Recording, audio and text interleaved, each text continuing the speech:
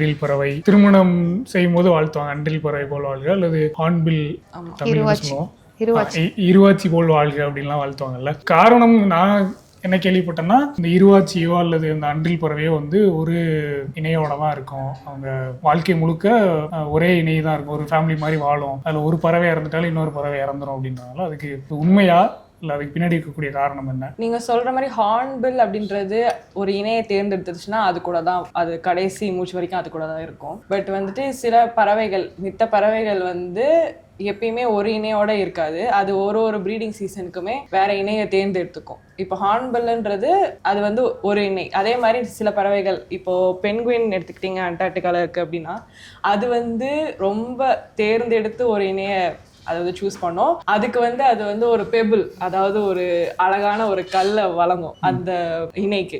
அதை அக்செப்ட் பண்ணோடனே அதுங்க இனப்பெருக்கம் செய்யறது அந்த ஒரு பர்டிகுலர் பேர்ட் கூட தான் பண்ணும். இதுவே வந்துட்டு வேற நிறையா பேர்ட்ஸ் வந்து அதுங்களுடைய பாப்புலேஷனை இன்க்ரீஸ் பண்ணணும், அதாவது அடுத்த தலைமுறை உருவாகணுன்றதுக்காகவே நிறையா இணை கூட இனப்பெருக்கம் செஞ்சுக்கும். ஸோ அந்த மாதிரி. ஆனால் வந்து ஜென்ரலாக பார்த்தீங்கன்னா மேக்ஸிமம் பேர்ட் ஸ்பீஷிஸ் வந்துட்டு நிறைய இணையை வச்சிருக்கக்கூடிய விலங்காக தான் நம்ம பார்க்கலாம். ஆனால் அதுலேயே சிலது ஒரு கிட்டத்தட்ட ஒரு 5% ஒரு 10% பேர்ட்ஸ் வந்து ஒரு இணை வாழ்நாள் முழுவதும் ஒரு இணையோட தான் இருக்கும். அப்போ அந்த அதில் ஒரு பறவை இறந்துருச்சுன்னா இன்னொரு பறவையும் இறந்துருன்றாங்கல்ல, அது எந்த அளவுக்கு உண்மை? அது வந்து ஆராய்ச்சி பிரகாரம் பார்த்தீங்கன்னா நாட் எப்பயுமே கிடையாது. ஆனால் மேக்ஸிமம் அதால் வந்து தொடர்ந்து வாழ்கிறதுக்கு அது கஷ்டப்படும். ஏன்னா அதுக்கும் வந்து ஒரு மனசுன்னு ஒன்று இருக்குது, அது மன உளைச்சலுக்கு ஆளாகப்படும்ன்றது உண்மைதான். அது ஆக்சுவலாக வந்து அனிமல்ஸ்லேயும் அது உண்மைதான். மனுஷங்க மட்டும் நம்ம மட்டும்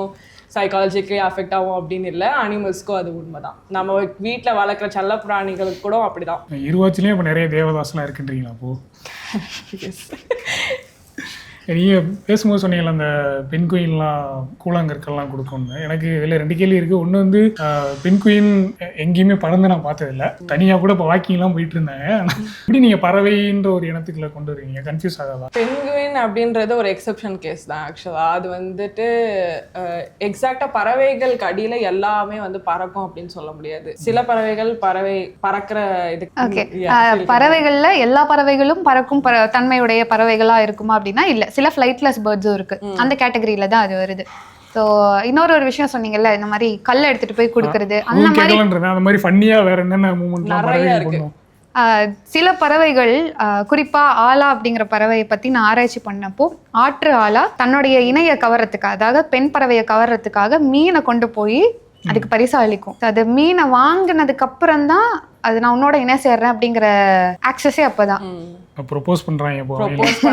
ஸோ இது வந்து எல்லா டைமுமே ஒரே மீனோட முடியாது. நான் பார்த்த வரைக்கும் ஒரு 5-6 டைம் வந்து அந்த ஆண் பறவை ஸ்பெசிஃபிக்கா பர்டிகுலரா தின்னா ஒரு சில்வர் கலர்ல ஒரு ஃபிஷ் இருக்கும், அந்த ஃபிஷ்ஷை தான் எடுத்துட்டு வந்து கொடுக்கும். ரொம்ப ஸ்பெசிஃபிக்கா ஒரு 5-6 டைம் கொடுத்து தான் அதுக்கப்புறம் தான் சக்சஸ் ஆகும்.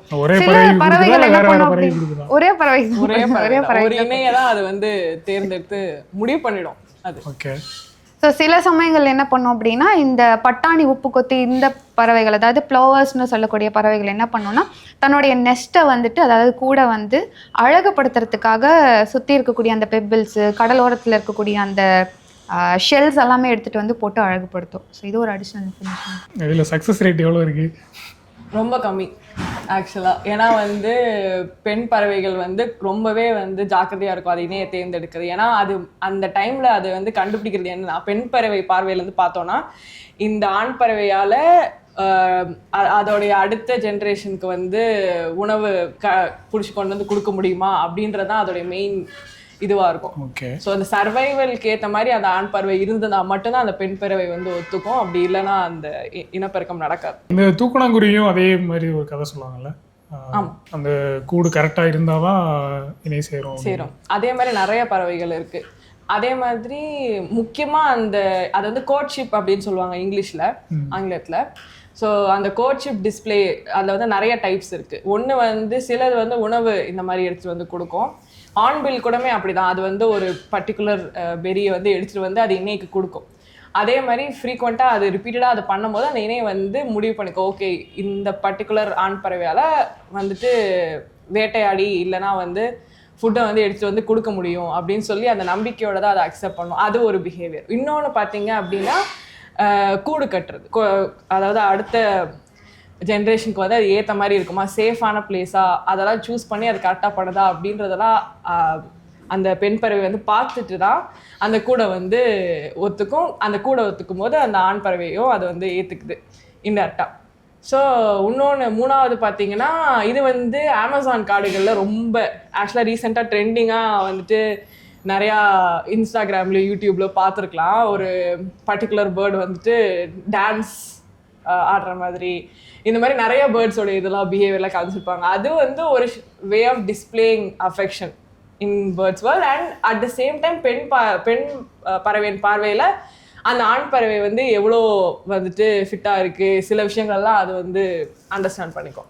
ஸோ இனப்பெருக்கத்துக்கு அது ஏற்ற ஆண் பறவையா அப்படின்றதுலாம் அந்த பெண் பறவை வந்து அந்த வித்தின் ஃபியூ மினிட்ஸில் அதால் அனலைஸ் பண்ணி கண்டுபிடிக்க முடியும். ஸோ அந்த மாதிரி நிறைய வெவ்வேறு இது இருக்குது. கோட்ஷிப் டிஸ்பிளே அப்படின்னு சொல்லுவாங்க.